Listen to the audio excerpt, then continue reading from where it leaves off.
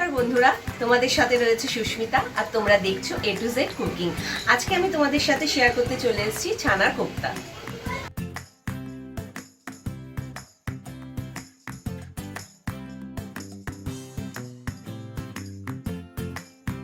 এখানে আমি আমুলের ক্রিম দুধটা নিয়ে নিয়েছি আর এই দুধটাকে প্রথমে আমি জাল করে নেব।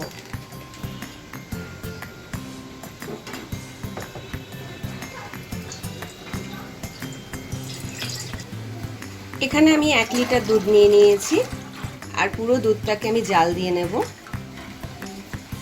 ভালোভাবে পলক আসা পর্যন্ত আমি দুধটাকে জাল করব। দুধটা দেখো খুব ভালোভাবে পলক এসে গেছে। এবার আমি গ্যাসটাকে অফ করে দেব। দুধটা ঠান্ডা হওয়ার জন্য 1-2 মিনিট আমি এইভাবে রেখে দেব। আর আমি এখানে নিয়ে নিয়েছি 2 চামচ ভিনিগার আর 2 চামচ জল একসাথে মিক্স করে রেখেছি। আর তোমরা চাইলে পাতিলেবু দিয়েও ছানাটাকে করতে পারো। আমি অল্প অল্প দিয়ে দুধটাকে ভালোভাবে মিশিয়ে নেব।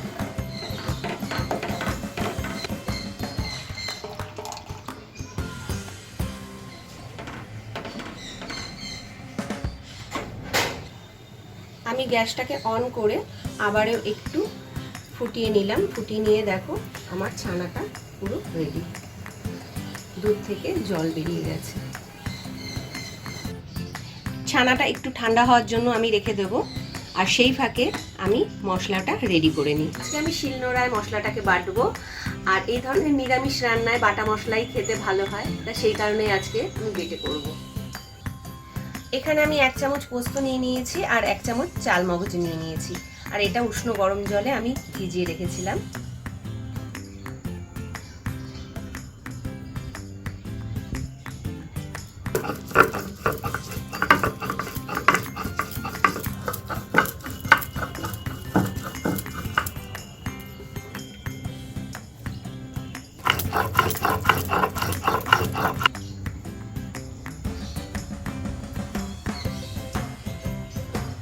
এখানে 20টার মতন ভাঙা কাজু আছে আর কিশমিশও ওরকমই 20টার মতনই আছে।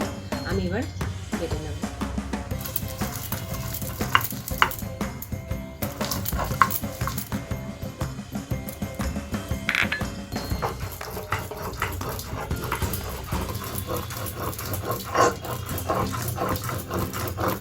আমার কাজু কিশমিশটাও বাটা হয়ে গেছে, আমি তুলে নিচ্ছি। আর এখানে আদা আর আমি কাঁচা লঙ্কা নিয়েছি, এটাও আমি বেটে নেব।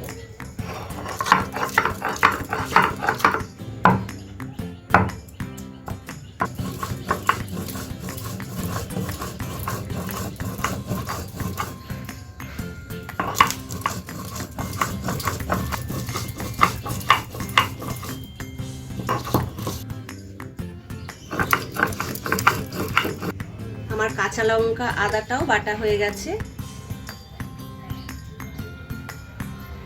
ছানাটা আমার ঠান্ডা হয়ে গেছে। এবার আমি ছানা থেকে জলটাকে ঝরিয়ে নেব।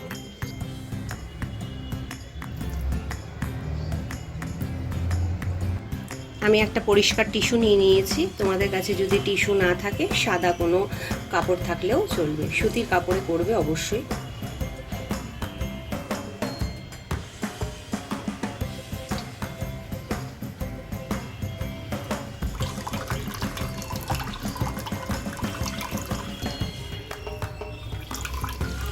এইভাবে চেপে জলটাকে বার করে নেব।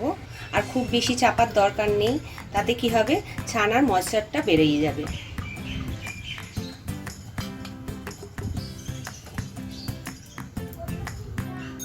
আমি ছানাটাকে খুব ভালোভাবে মেখে নেব।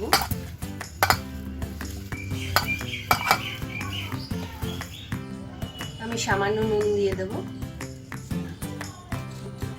আর বাইন্ডিং এর জন্য আমি ওই 1-1.5 চামচের মতন ময়দা নিয়ে নিয়েছি। এটা দিয়ে আমি একটু মেখে নেব। আমার ছানাটা খুব ভালোভাবে মাখা হয়ে গেছে। এবার আমি এখান থেকে ছোট ছোট করে যে কোনো শেপ তোমরা দিতে পারো।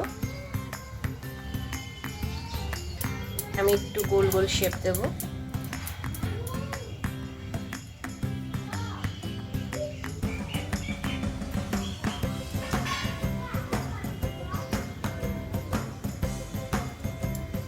এইভাবে আমি সবকটা বানিয়ে নেব।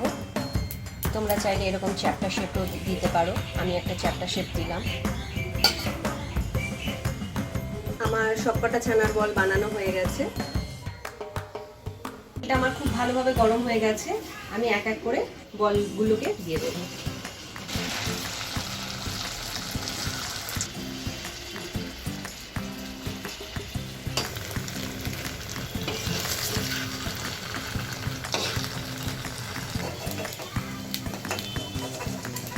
বলগুলো ভাজা হয়ে গেছে, আমি তুলে নিচ্ছি। একইভাবে আমি বাকি বলগুলো ভেজে নেব।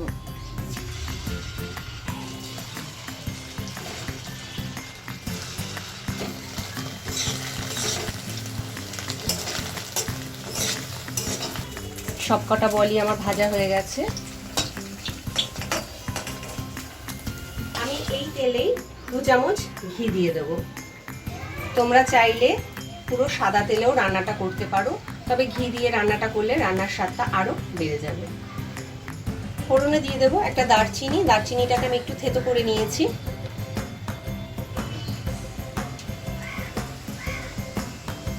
আর একটা তেজপাতা আমি ছিঁড়ে নিয়েছি, সেটাও দিয়ে দিচ্ছি।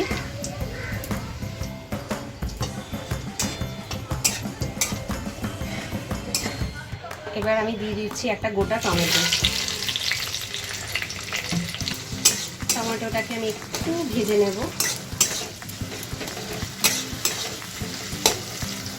আর দিয়ে দিচ্ছি স্বাদ মতো নুন। আর এখানে নিয়ে নিয়েছি 1/2 চামচ জিরের গুঁড়ো, 1/2 চামচ ধনিয়ার গুঁড়ো। এবার আমি একটু জল দিয়ে এটাকে গুলে নেব। আমি জিরে আর ধনের গুঁড়োটা দিয়ে দিচ্ছি। আদা আর লঙ্কার পেস্টটাও আমি দিয়ে দিচ্ছি।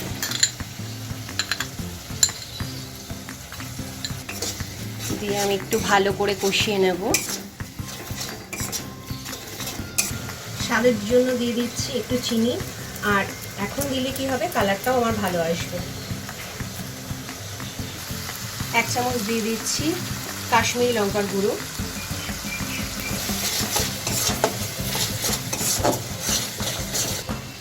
আর এখানে চাল মগজ আর আমি পোস্ত বেটে রেখেছিলাম, সেটাও দিয়ে দিচ্ছি।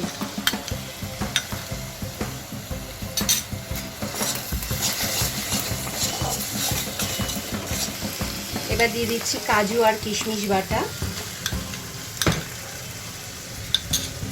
ওটাকে দিয়েও আমি একটু ভালো করে কষিয়ে নেব।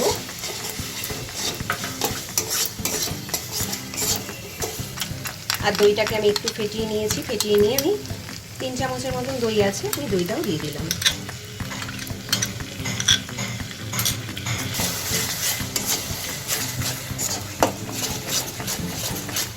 সব মশলাটাকে আমি খুব ভালোভাবে কষিয়ে নেব। আর দেখো আমার মোটামুটি কষানো হয়ে গেছে, মশলা থেকে তেলও ছেড়ে গেছে। এবার আমি মশলার বাটিগুলো ধুয়ে একটু জল দিয়ে দিচ্ছি।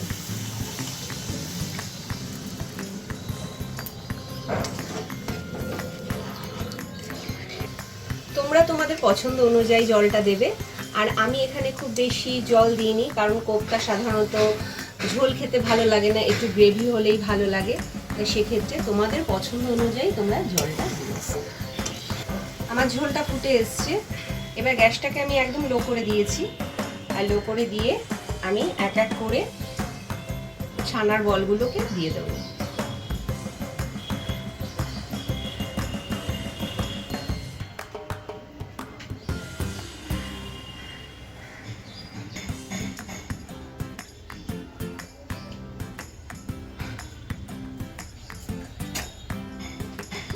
মিডিয়াম আছে আমি 5-7 মিনিট মতন ফুটিয়ে নেব। আজকে আমি এই রেসিপিটা বানিয়েছি আমার এক দর্শক বন্ধুর অনুরোধে। তার নাম হচ্ছে প্রিয়াঙ্কা। সে আমাকে রিকোয়েস্ট করেছিল ছানার বা কোনো রকম নিরামিষ কিছু আমাকে দেখাতে, তাই আমি আজকে আমার মনে হলো ছানার কোফতা বানাবো। তার উদ্দেশ্যেই আজকে আমার এই ছানার কোফতা বানানো। কোফতাটা হয়ে গেছে।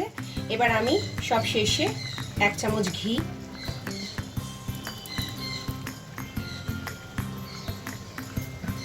আর সামান্য গরম মশলা দিয়ে আমি রান্নাটা শেষ করব।